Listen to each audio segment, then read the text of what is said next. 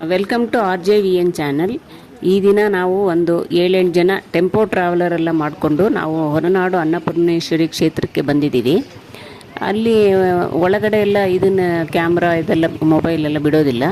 ಅದಕ್ಕೆ ನಾವು ಹೊರಗಡೆನೇ ಆದಷ್ಟು ಇದನ್ನು ದೇವಸ್ಥಾನದ ಒಂದು ಗೋಪುರ ದರ್ಶನವನ್ನು ಮಾಡಿಸ್ತೀವಿ. ಈಗ ನಾನು ಇದ್ರ ಇತಿಹಾಸ ಮತ್ತು ಅದರ ಮಹತ್ವವನ್ನು ಹೇಳ್ತೀನಿ. ಈಗ ನಾವು ಇದ್ರ ಇತಿಹಾಸದ ಬಗ್ಗೆ ಹೇಳಬೇಕು ಅಂತ ಹೇಳಿದ್ರೆ, ಈ ಕ್ಷೇತ್ರ ಹೊರನಾಡಿನ ಅನ್ನಪೂರ್ಣೇಶ್ವರಿ ದೇವಸ್ಥಾನ ಅಂತ ಹೇಳ್ತಾರೆ. ಈ ದೇವಾಲಯನ ಆದಿಶಕ್ತಾತ್ಮಕ ಶ್ರೀ ಅನ್ನಪೂರ್ಣೇಶ್ವರಿ ಅಮ್ಮನವರ ದೇವಸ್ಥಾನ ಅಥವಾ ಶ್ರೀ ಕ್ಷೇತ್ರ ಅಂತ ಹೊರನಾಡು ದೇವಸ್ಥಾನ ಅಂತಲೂ ಕರೀತಾರೆ. ಹೊರನಾಡು ಶ್ರೀ ಅನ್ನಪೂರ್ಣೇಶ್ವರಿ ದೇವಸ್ಥಾನ ಇತಿಹಾಸ ಏನಪ್ಪ ಅಂದರೆ,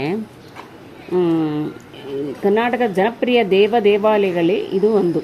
ಅನ್ನಪೂರ್ಣೇಶ್ವರಿಗೆ ಸಮರ್ಪಿತವಾದ ಶ್ರೀ ಹೊರನಾಡು ದೇವಾಲಯ ಐತಿಹಾಸಿಕ ಮತ್ತು ಧಾರ್ಮಿಕ ಸ್ಥಳಗಳ ಪಟ್ಟಿಗಳಲ್ಲಿ ಒಂದಾಗಿದೆ. ಇದು ದೇವಿಗೆ ಮೀಸಲಾದ ವಾಸಸ್ಥಾನವಾಗಿದ್ದು, ಇದರ ಇತಿಹಾಸವು ಅಗಸ್ತ್ಯರ ಕಾಲದೊಂದಿಗೆ ಸಂಬಂಧವನ್ನು ಹೊಂದಿದೆ. ಹೀಗೆ ಹೇಳೋದಾದರೆ, ಈ ಪ್ರಾಚೀನ ದೇವಾಲಯಕ್ಕೆ ಹಲವಾರು ಕಥೆಗಳು ಮತ್ತು ದಂತಕಥೆಗಳು ಸಾಥ್ ನೀಡುತ್ತದೆ. ಶ್ರೀ ಕ್ಷೇತ್ರ ಹೊರನಾಡು ಅನ್ನಪೂರ್ಣೇಶ್ವರಿ ದೇವಸ್ಥಾನದ ಮಹತ್ವ ಏನು ಎಂಬುದನ್ನು ಈಗ ತಿಳ್ಕೊಳ್ಳೋಣ. ದೇವಾಲಯ ಎಲ್ಲಿರೋದಪ್ಪ ಅಂತ ಹೇಳಿದ್ರೆ, ಪಶ್ಚಿಮ ಘಟ್ಟಗಳ ದಟ್ಟ ಅರಣ್ಯ ಕಣಿವೆಗಳಲ್ಲಿ ಚಿಕ್ಕಮಗಳೂರಿನಿಂದ 100 ಕಿಲೋಮೀಟರ್ ದೂರದಲ್ಲಿ ಹೊರನಾಡು ಅನ್ನೋ ಕಡೆ ಇದು ನೆಲೆಗೊಂಡಿದೆ. ಇದು ಪಾರ್ವತೀ ದೇವಿಯ ಅವತಾರವಾದ ಶ್ರೀ ಅನ್ನಪೂರ್ಣೇಶ್ವರಿಗೆ ಸಮರ್ಪಿತವಾಗಿದೆ.